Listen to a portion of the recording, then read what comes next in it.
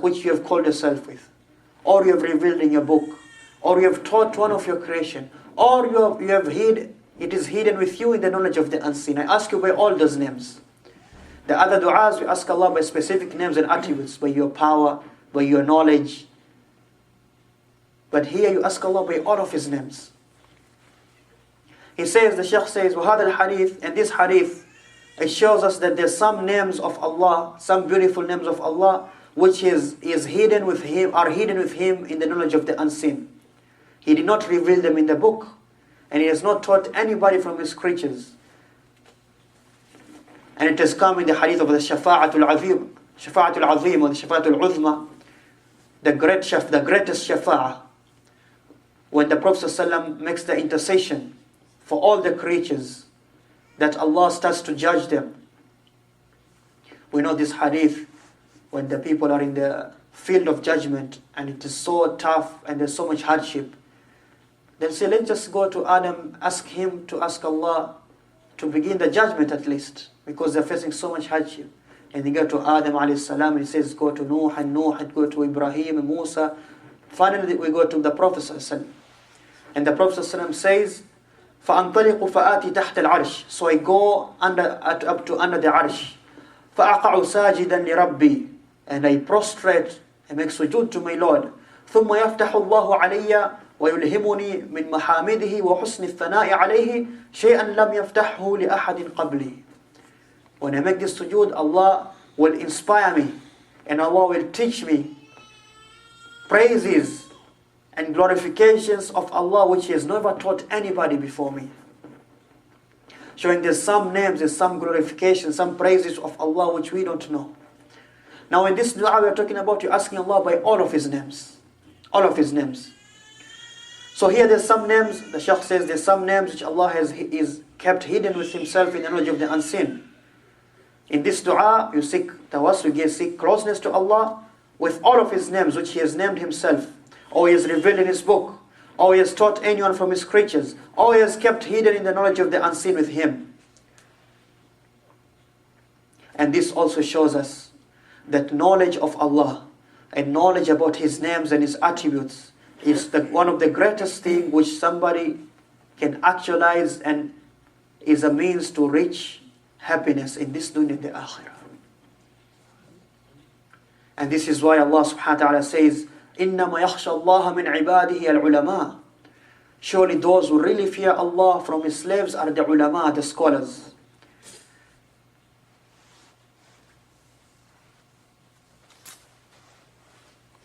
Every time a person increases in knowing the names of Allah and His attributes,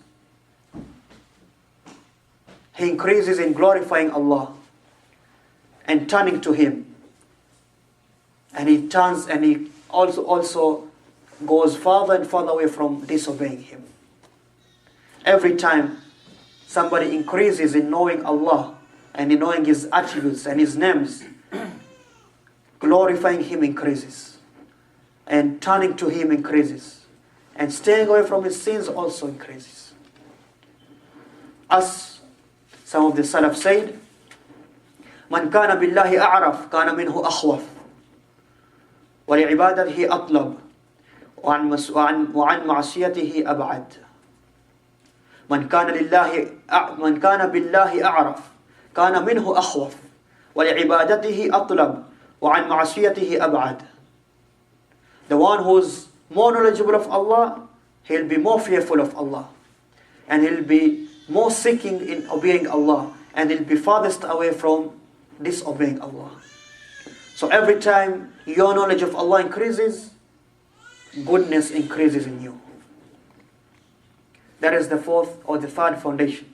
The fourth foundation, he says, as in this dua, which we learn in this dua, paying attention to the Quran, the noble Quran. قراءة وتدبرا وتطبيقا. Reading it, reciting it, contemplating and pondering over it, and actualizing and practicing it. As the stress or the worries and the anxieties and the griefs haven't increased in us except that, and have not been widespread and the stress and the anxiety and the distress haven't increased and be widespread, except that for us being far away from the Quran. That is the reason. But if we were really holding on to the Quran, we were close to the Quran, reading it or reciting it the correct way it is supposed to be recited, we'll be the most happiest of all people. Allah Azza wa Jal says, إِنَّ هَذَا الْقُرْآنَ يَهْدِي لِلَّتِي هِيَ أَقْوَمُ. Surely this Quran leads to that which is best. Al-Isra number 9. وَيَقول, and Allah subhanahu wa ta'ala says, وَشِفَاءٌ لِمَا فِي الصُّدُورِ, and it is a cure for what is in the hearts. So the Quran is a cure and a treatment and a guidance and an admonition and a reminder for those who remember. And you find a person, when he is in pain and is suffering from some matters, when he takes the book of Allah and he reads it and he thinks and contemplates over the ayahs, it is only a few moments, except that you find his heart, it starts to become white. And tranquility descends on his chest or his heart. And happiness comes over him. Until you think as if he has no problems. حتى يظن إنه يظن أن ما عنده أي مشكلة. To the point you think there's no problem with him. مع أنه عنده مشاكل كثيرة.